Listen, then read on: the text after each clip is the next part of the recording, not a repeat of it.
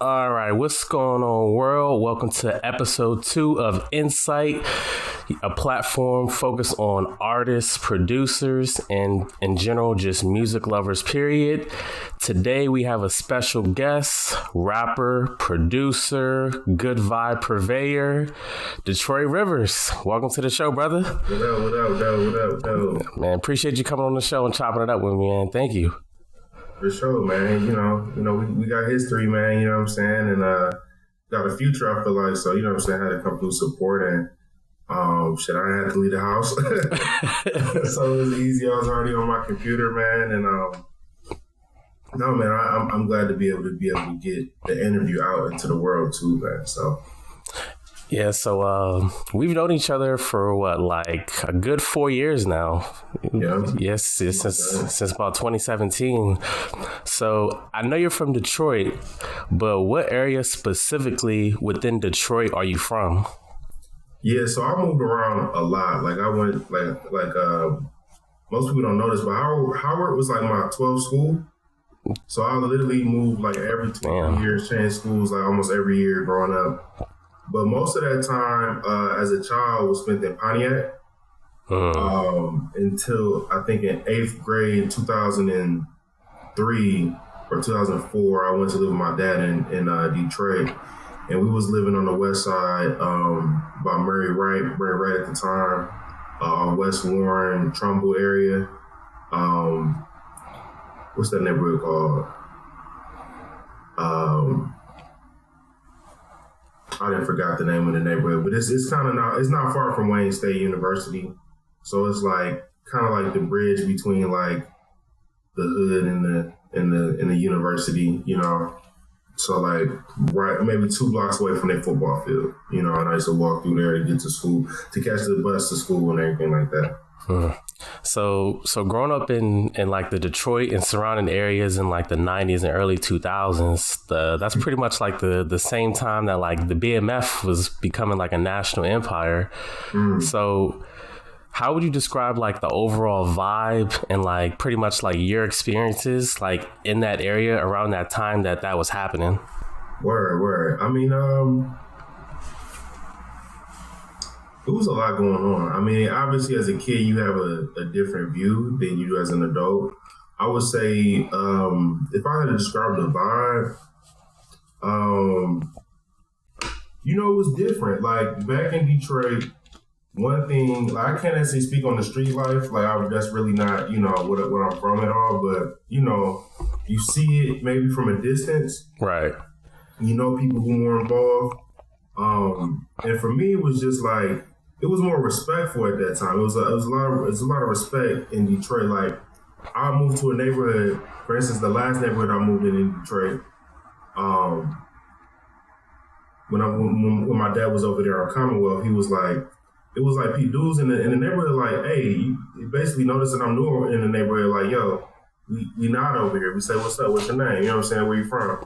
Like, what's going on?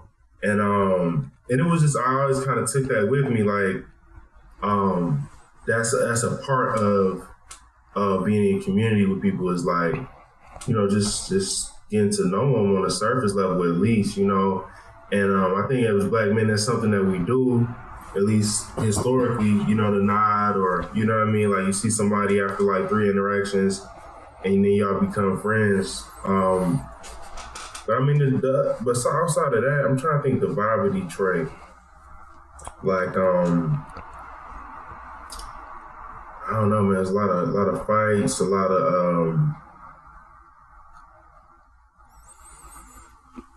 I don't know, man. Everybody, it was just a lot of I don't want to say desperation, but it was like a lot of tension in the air. A lot of tension. Yeah. A lot of tension. A lot of like masculine, like, yo, I'm about to make something. I'm about to be something. And even if I gotta like go through you for maybe no apparent reason, I'm gonna still go through you. You know what I'm saying? Just to get that off, because I mean, you know how young dudes can be. And yeah, man, just a lot of proving yourself and that type of thing. So, but it was fun, man. I feel like times were simpler because, I feel like as men, like the respect game is kind of like pretty straightforward. It's like, you know, it either is or it isn't. It wasn't a lot of like, I didn't understand I still don't understand the concept of like frenemies. You know what I'm saying? It's like either I hate you or I don't, you know, or I love you. You know what I'm saying? And things was pretty clear to me back then. So.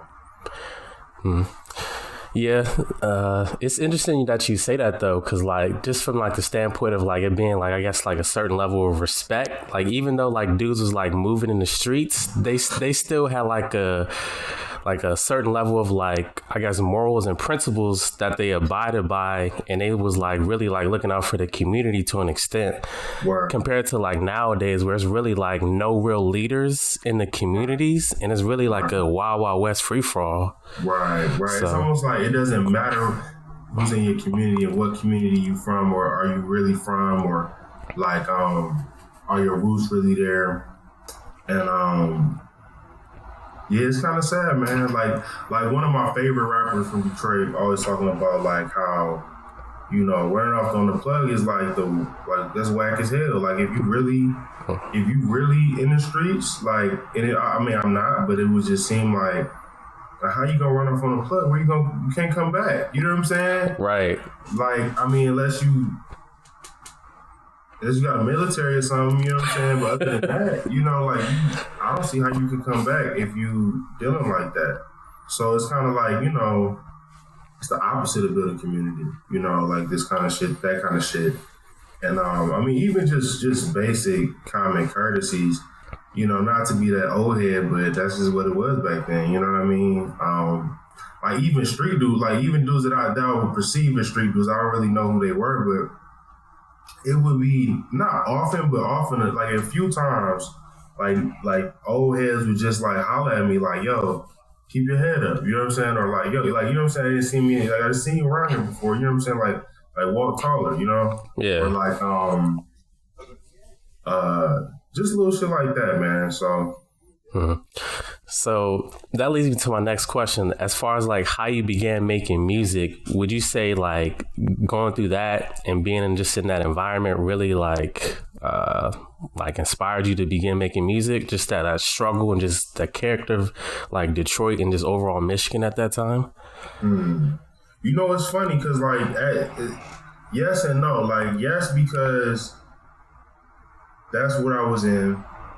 But like I remember the first time I said I was gonna make a rap song was actually based on Eminem. Which, you know, I've done the transformation as a person, but I was like in 6th grade.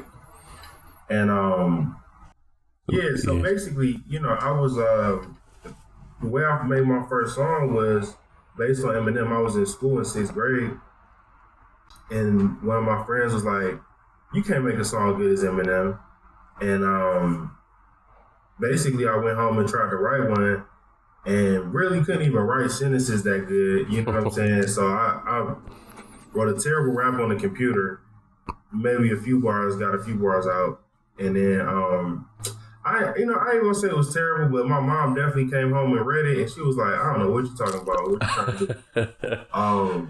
But I think that was more so on her, like, I guess she had a different idea of what she wanted me to be. She didn't want me to be a rapper, so she wasn't really about to support that.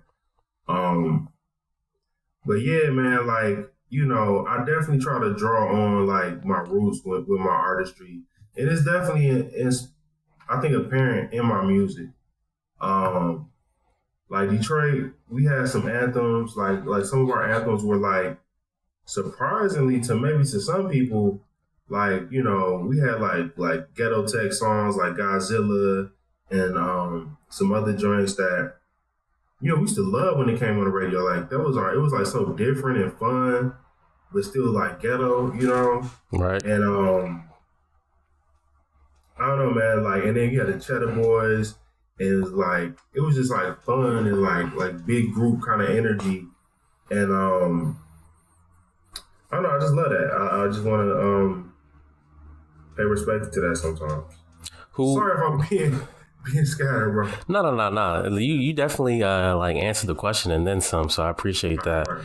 Who would you say are your inspirations as far as like this music thing? Like when you heard them, you was like, man, like I gotta do that? Definitely Common. I think Common was the first one. When I heard The Light, I didn't know who Common was. I didn't know who Dilla was. I didn't know he produced it. But matter of fact, The Light was so influential to me around like 5th grade. Like I remember my mom looked at me. We was in the car and it came on.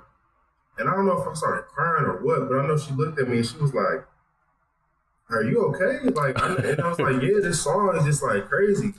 Because, you know, I had been through a lot of shit already at an early age, and that shit comforted me. And I think his ideas about like art and even like God, that like, you know, he comforts the afflicted and afflicts the comfortable. You know what I'm saying? And I think good art is the same way. You know, I think if it kind of like speak truth to power, but also like empower the people who need it. So yeah, man. So Common was a big one. Found out years later that I loved Dilla, but I didn't know it was Dilla as a kid. Who else when I first heard him? Or when I know like Outkast was big in high school, Nas. I studied Nas a lot. And I think Nas has been the one that I still study. Like I still like look at interviews and documentaries things that Nas will say. And like, damn, that's how he, you know, that's a little peek into his way of thinking. Like I heard him say, yo, so like I made Illmatic, his classic first album. He made it because he wanted to show the world that he was here. Basically like leave his mark, kind of like, but not just to leave a mark, but it was like, yo, this is Nas was here. You know what I mean? Like this represents me, is how I took that, you know? And so I try to do that with my music these days. And it's very freeing. It's just like, this represents me. This is who I am. So, you know, the healing is definitely a big part of that. Yeah, I'm happy you brought up that song The Light, because that's really important, because that record was just so soulful, and like you were saying, like it really was like a healing record, and like that's really something today that I feel like is really missing from music. Like that shit that really hits you in your soul and like really like evokes those emotions from you like that. Like it's really a void in the music industry. You know what I mean? Yeah, I feel like it's a sub. What's the word? Basically, it's reminiscent of the country, like in our world. You know what I'm saying? People don't really have time to connect and just heal and just, you know what I'm saying, connect with themselves. Connecting, it's just a luxury. You know what I'm saying? Like, we're so overworked and distracted that I think we don't prioritize that. But, you know, I think it's revolutionary to do so, to take time to rest, to take time to process whatever happened, or go to therapy, or talk it out with your mans, or, you know, whatever. But just, you know, it's not set up like that. You feel me? So you're right. It's a big need for it. It's a wide open land because everybody is afraid of the shadows, you know? Yeah. Afraid of the dark. As far as like your top artists of all time, who would you say is your top 5 artists of all time, dead or alive? Dead or alive? Yeah. Definitely Stevie Wonder. Stevie Wonder is like, he's goals. That's what I'm gonna say. Like the way that the feeling that he come through in his lyrics and his performance is goals. And I don't think anybody in rap has even gotten into that kind of category. I'm gonna say Kanye. I know he's controversial right now, and I don't agree with everything homie say, but I don't agree with a lot of what he say, but a lot of what he say is actually very relevant and important. A lot of what he say is just kind of ego tripping, but outside of him as a person, musically, like, it's just some of the most impactful records that he produced and and created, like, as an artist. And matter of fact, like, H to Izzo was such a big song back in the day. You know what I'm saying? Like, and find out later that it's Kanye, but like H to Izzo was like, I don't know, man. That shit was like a movement for me. You know what I mean? Like I don't know. I think it was like right after Big Pimpin', and it was just like this nigga Jay-Z just like went crazy. And I was pretty young, but it just felt I could feel the energy of it, and it carried with me. So Stevie, Ye,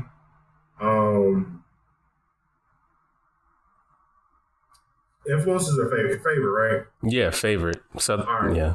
So I'm gonna go Andre 3000. Just lyricism, but just like I don't think anybody's been able to nail and recreate what he did, you know. And I mean, he obviously had a great sparring partner with Big Boy, and they iron sharp as iron, but still, it's like nobody with that type of style and like uniqueness and flavor that I've seen personally, and I just respect it so much. Let's see.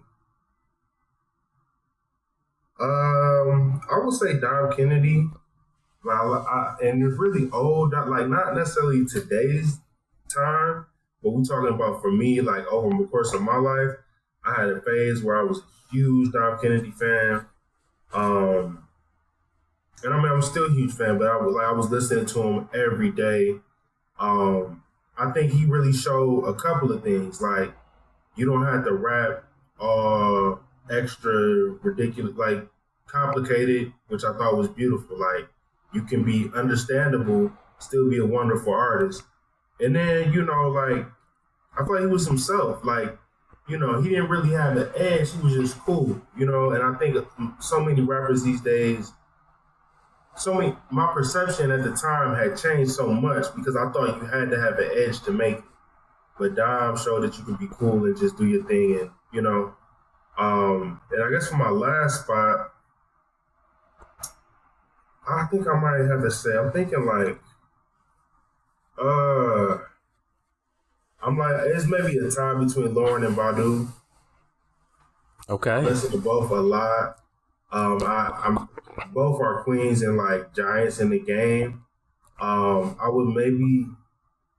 Yeah, I really can't get an edge to either one. If I had to pick, it depends on the moment. But, you know, I would say probably Lauren right now just because I'm in a more introspective mood. But Erica, just the vibes are just ridiculous. So. Okay, so Stevie, Ye, Andre 3000, Dom Kennedy, and Lauryn Hill. Hey, that's a list of heavyweights right there, man. Yeah, thank you, man. That's an eclectic mix of artists too. Like, you know what I mean? Like they all like are just so unique. So like that's interesting. That's a good list though. That's a good list. You know, they all real as hell though. Yeah. You know what I'm saying? Like all the greats are real, but to me they have a way of expressing their realness in a way that it just connects to me. So 100%. Yeah, everybody on that list is really authentic, and they've always been true to self. Mm-hmm. You know, which is something else that's lacking in the industry nowadays. Thanks. So, you know, but as far as a dream collaboration, like if you could collaborate with any artist on this world, like who would it be? They could be dead or alive too. They don't got to be alive. If I could collab with anybody, shit. If I could go back to like the old I would do that. I would definitely get a track from him. Yeah. Oh yeah, early Ye with the crazy samples. 2006 Ye, if he would have produced my album like he produced Common's album, yeah, you know what I'm saying, that would be amazing. Like, you know, them beats, yeah, went crazy. I know previously you mentioned Jay Dilla and like the light and kind of the impact of that. Overall, what would you say the impact Jay Dilla himself had on you musically? R.I.P. as well.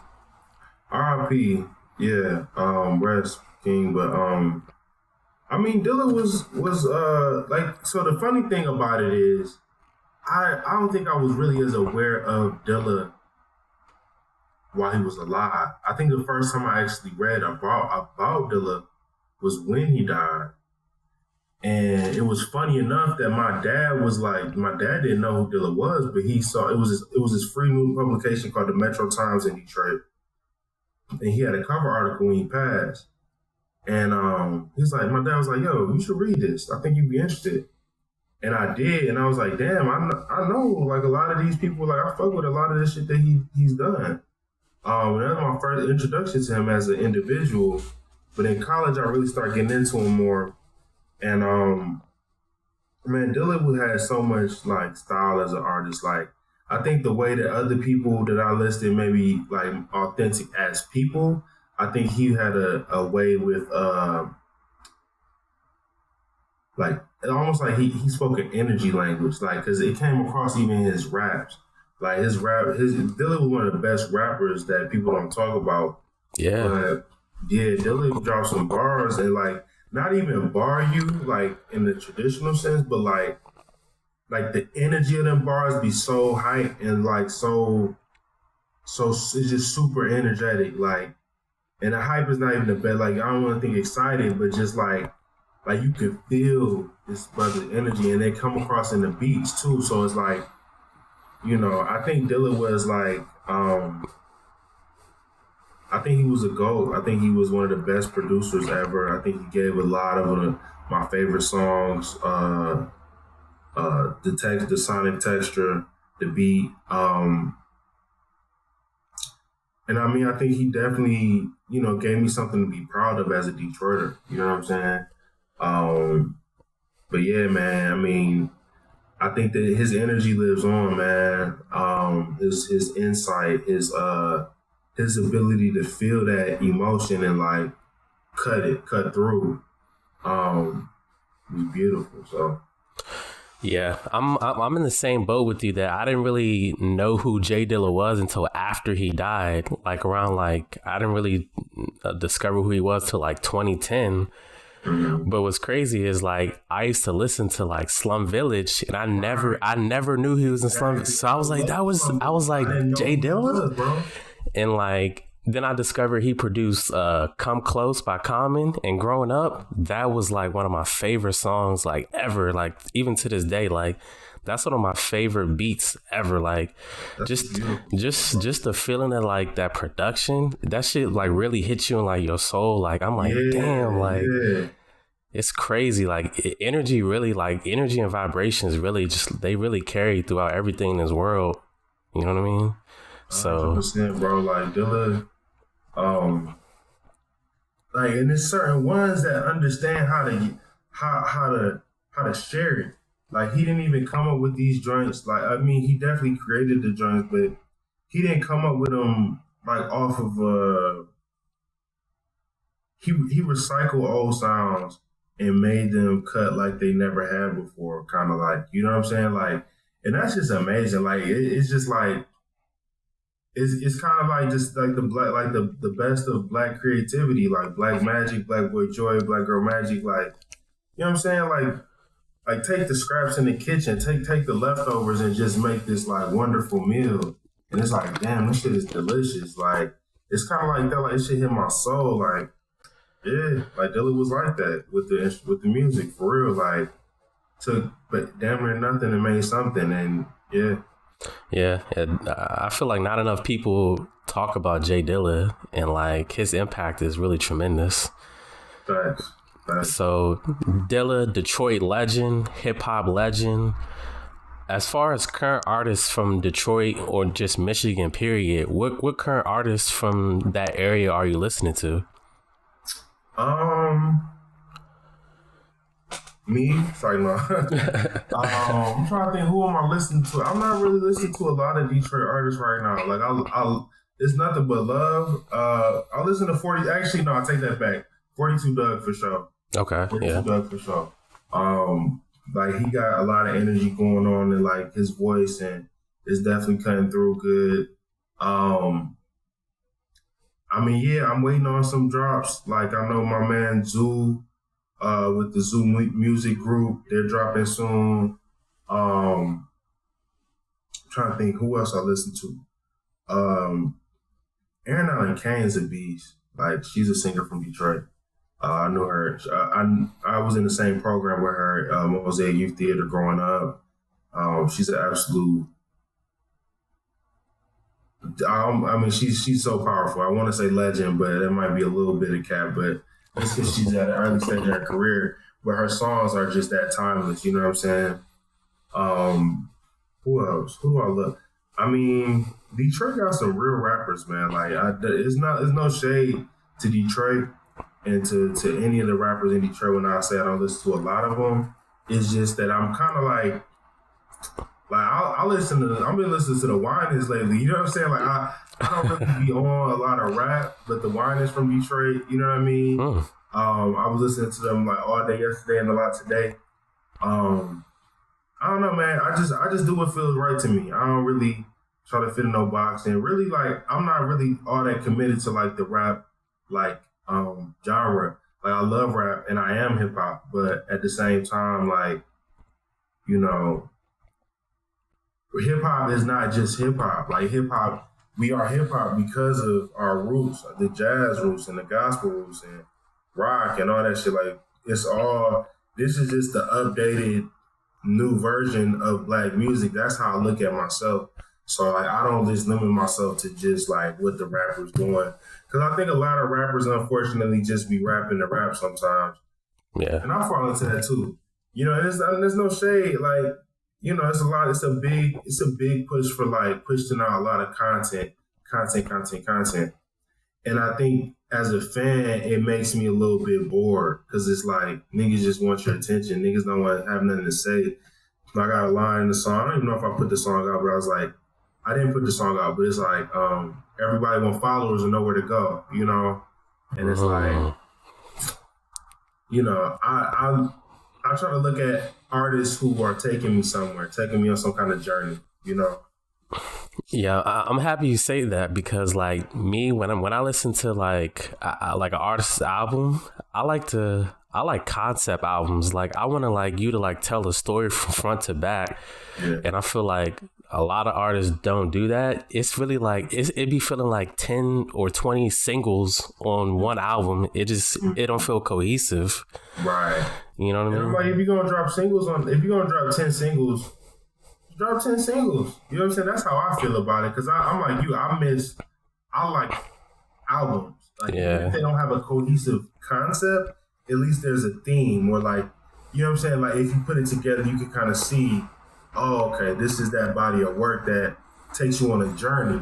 You know what I'm saying? Again, but it's like, you know, niggas just, you said putting on random songs. And I mean, that's cool, but to me, it's like the album idea is still like the thing. Like, you know, I still run albums from top to finish. You know what I'm saying? Yeah. Like, I'm a product of those days. You know what I mean? Like, being on the bus, going to school for like an hour. I could get through a whole album on the way to school, away from school.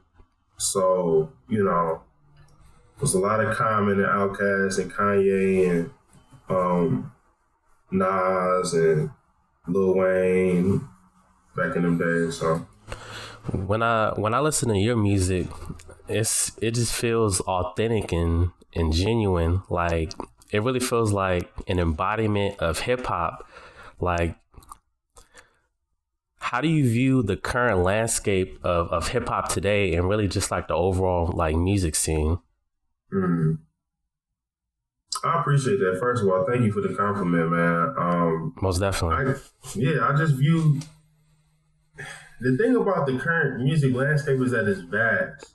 I think a lot of times we look at music and we talk about radio hits or what they're playing on the radio, but that's not all the industry has to offer. You know, like Royce, who I fuck with from Detroit, was like, Royce the 5'9" was like, I'm underground for life. This shit is a seller's market. And it's kind of like, man, this is robust as you want to go. It's just, I mean, if you want to look into, if you do the homework or you take some effort and like find artists, I think you can find whatever kind of genre you like or are interested in. You can find hella music today. So I mean, I think it's a good time for music. At the same time, I think there's room to grow, but there's a lot of great music. But at the same time, it's like that music. I'm not necessarily happy with radio, but at the same time, like, you know, I know what it is. Like, I'm not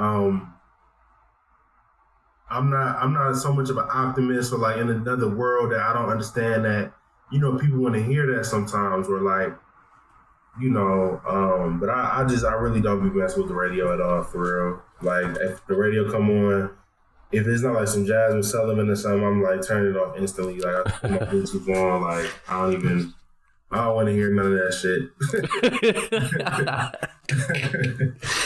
Hey, I mean, I definitely agree with you. Like, music is so vast nowadays. Like, it's really like a lane for everything nowadays, compared to like, say, years ago, where like you kind of had to fit into a box to an extent. Mm-hmm. You know, it's more wide open nowadays. So yeah, that's true, and that's a beautiful thing. A lot of individualism. That's a good point, man. Yeah. Where do you see yourself in a year? Yeah, man, I'm definitely I'm really kind of like gearing up for a run. That's kind of what I'm on right now. Like I think I'm gonna go ahead and release an album or a project because I've been working on one and I have one that's done, but it's like I don't know, man. I'm really looking at the business model of things. Like, excuse me, I was just thinking like to me, art and business don't mix. It's like business and love. Like it's like you shouldn't mix them. But if you are gonna mix them, at least try to keep them separate as much as possible. So basically, my plan is like go back in, make a lot of art, and see what I have to like how I can package it. And in the meantime, I'm really trying to get my advertisement algorithm tracking game together. So that next time I drop a solid video, you know, I can track its growth and I can play business marketer for my music because so basically looking at doing a launch from my like business side. Like I feel like I've been kind of winging it, like, okay, this is what artists do, you know, but I think I'm looking at, okay, this is what business, music, people in the music business do. This is the type of things, markets that they are in and how they move in different markets. So that's really what I'm on. Like I think I'm looking forward to like my coming out party. Like, you know what I'm saying? Like that's really it. Like I've been kind of putting my foot out there, you know what I mean, and like getting out there pretty good, like open mics and different festivals and stuff like locally, but I'm really ready to start opening up for people. I'm ready to start getting on people's mind, man. You know? Yeah, I'm happy you said that though, because like I know like as an artist it could be tough sometimes because you just want to focus so much on like creating just like the art itself. Yeah. But like there's another aspect of the business side. Right. You know what I mean? You really got to be strategic and like, you know what I mean? Like you really gotta move a certain way. So it's good that you said that. Like it sounds like you're really like working on like elevating and hitting the next level. Man, it's funny because I kind of recently had put on a show called Blocktoberfest, where I performed at my own show and had some other fellow artists come, and it was like I had a hard time switching hats, from going from my promotional hat to my like artist performer hat. But I realized like I struggle with like, well, I don't even say struggle, but I've dealt with like personality disorders almost. Like I haven't been diagnosed with that, but I feel like there's some of that in there, like, I'm just in my own work. And I'm like, well shit, if you naturally are prone to like, having different multiple personalities, you may as well try to put them shits at use, like when you switching hats and just really.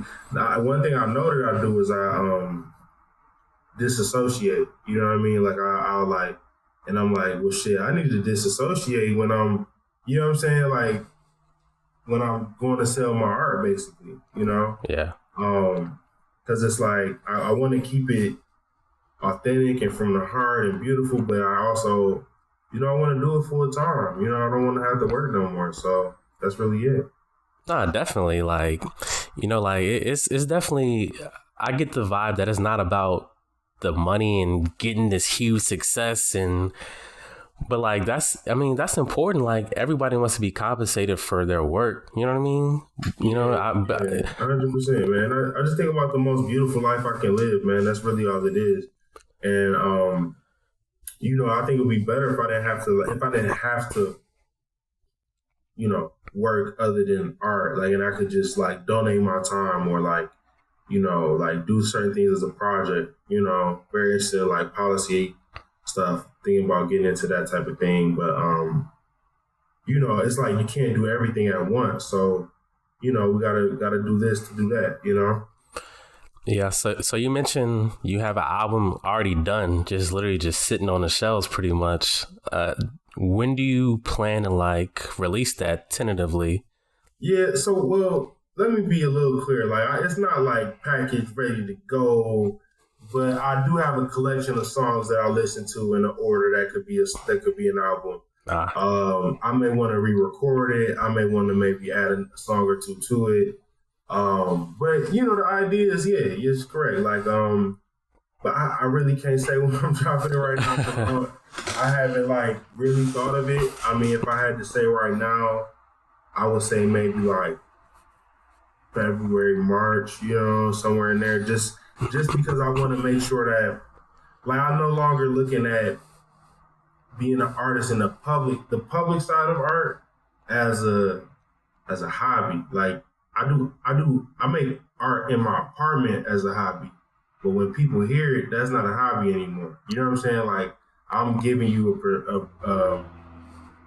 a side what I want you to see in me. You feel me? Right. So it's like I want to have the videos together. I want to have the concepts, the marketing, everything together, and then you know, and I honestly keep it 100. I'm figuring it out as we go. Like, you know, like I'm probably gonna spend the winter like making songs, and I may use a couple of those songs to finish up the last album, and then hopefully I have enough songs for another album maybe later on in the spring, or maybe even in the summer. Maybe I'll release a few singles at a time. That's kind of where my mindset is at right now. Is like gearing up so that once I get people's attention, I can keep it in an authentic way. You feel me? In an interesting way. So. All right, so hey, you heard it here first, people. Springtime, tentatively expect. Yeah, it's definitely drops coming soon. Matter of fact, I just dropped a song yesterday too. You know, Black Boy Joy, that's streaming everywhere. I'll shoot you the link from DistroKid or like the where you can sign up whatever platform you have. But yeah, man, we definitely getting ready for some more drops. All right, hey, be on the lookout for that then. 100%. So, I know you had a son earlier this year. Congrats on that again, man. Thank you, man. How would you say, like, being a father has really changed you as an artist, if it has at all? I'm still learning about how it's changing me as an artist. It's changing me as a person. Like, it's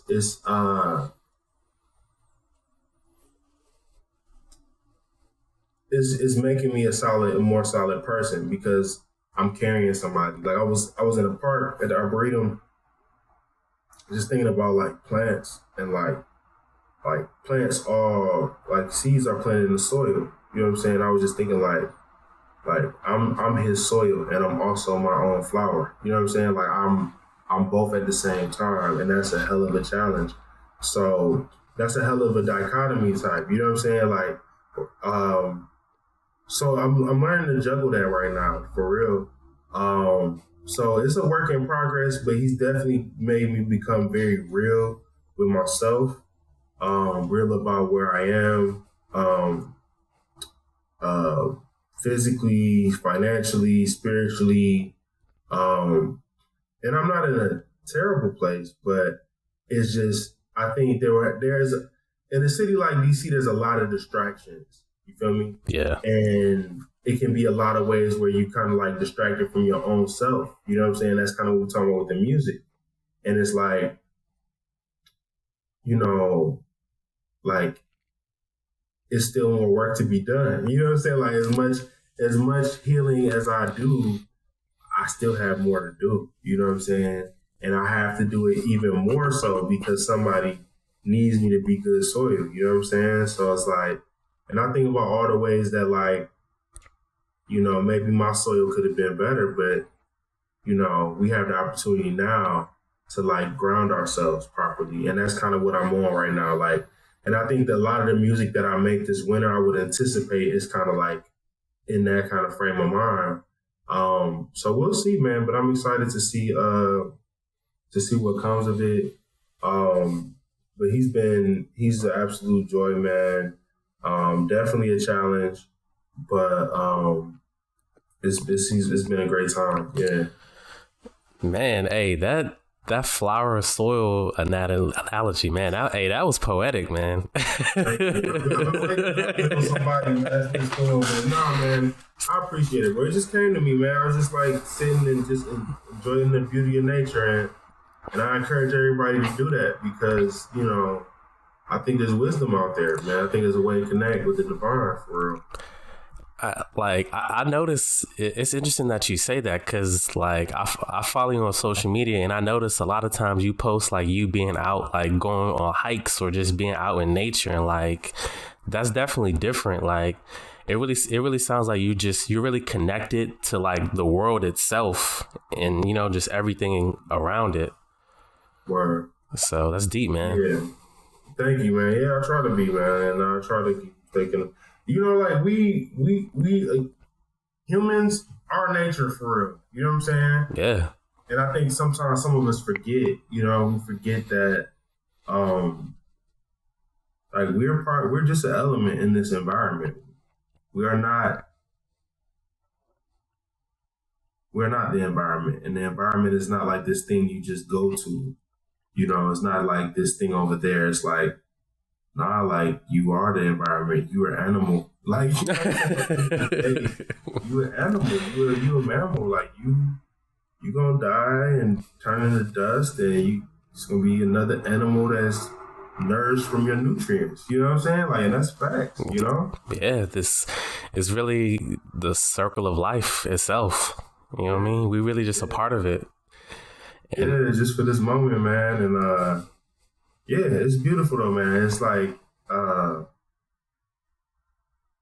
just think it's grounding, you know. And I think the connectedness of man, like the connectedness of the environment, really, like, you know, people talk about the universe and the world and God and all that stuff, and it's like, I just believe that there's a connected spirit. If we're connected in terms of matter and energy, literally, like on a physics, chemistry level, like, then on a spiritual level, we're probably connected too, you know?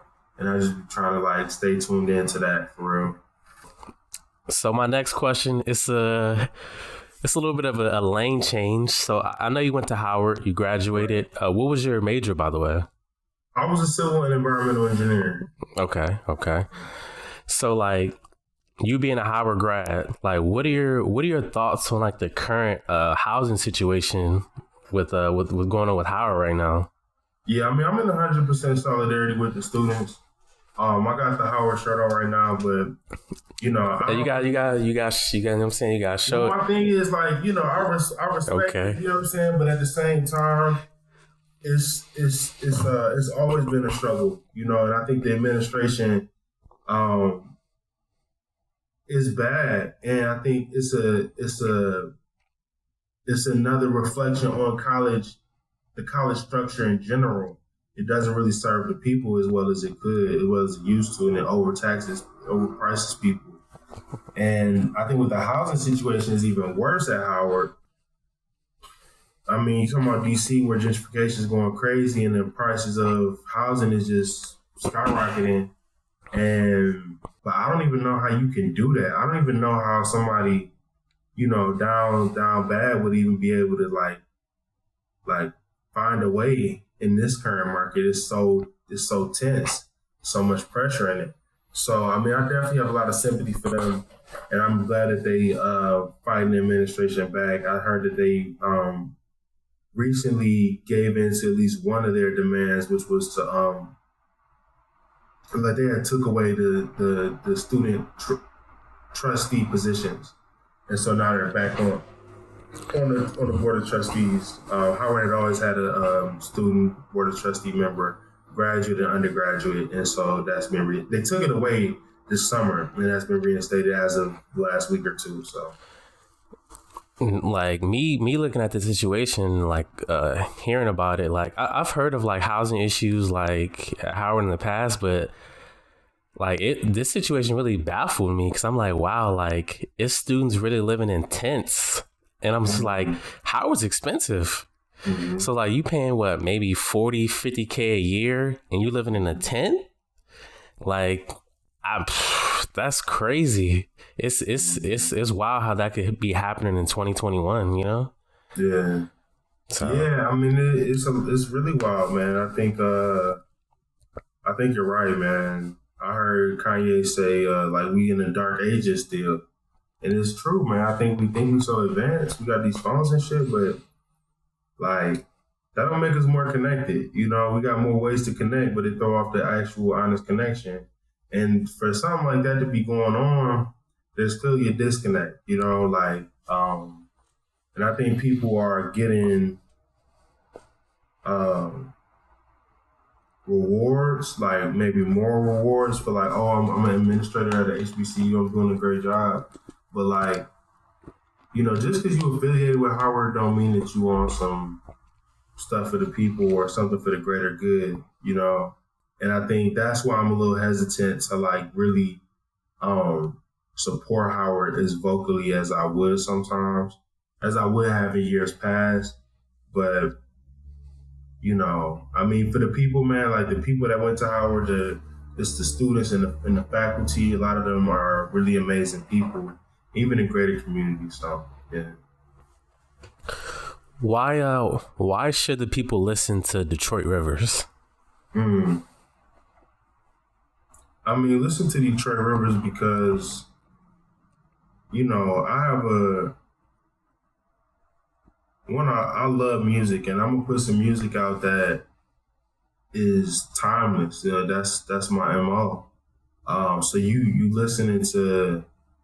Not only, you know, a nigga that's has a unique perspective and is usually trying to do the right thing, but really at the end of the day, you want to listen to me because, you know, I'm gonna give you something that you gonna want to listen to years from now. You know what I'm saying? That if you put in your playlist, it's not gonna be expired, you know, in a month. You're not gonna be like, oh damn, I listened to this song already, there's nothing interesting about it. Like, I give you music I try to make music that can grow with you, that you can actually use in your life. You feel me? Like, yeah, I mean, that's pretty much it. It's just like, I want you to play this, you know what I'm saying? And let this be the soundtrack to your growth and to your healing and to your partying and to your joyful moments and all of that. Well, man, that pretty much wraps up all my questions, man. Any final remarks at all before we end it? No, man. Much love to you, bro. You know what I'm saying? Tango Tony. Hey. You understand? Keep the content coming, man. Shout out to you. Shout out to the show we doing. The production side of things. Solidarity with the students at Howard. Check out the goodvibetribe.ig Instagram. That's where you can find me at. And yeah, man, just moving onwards and upwards, man. Everybody out there, stay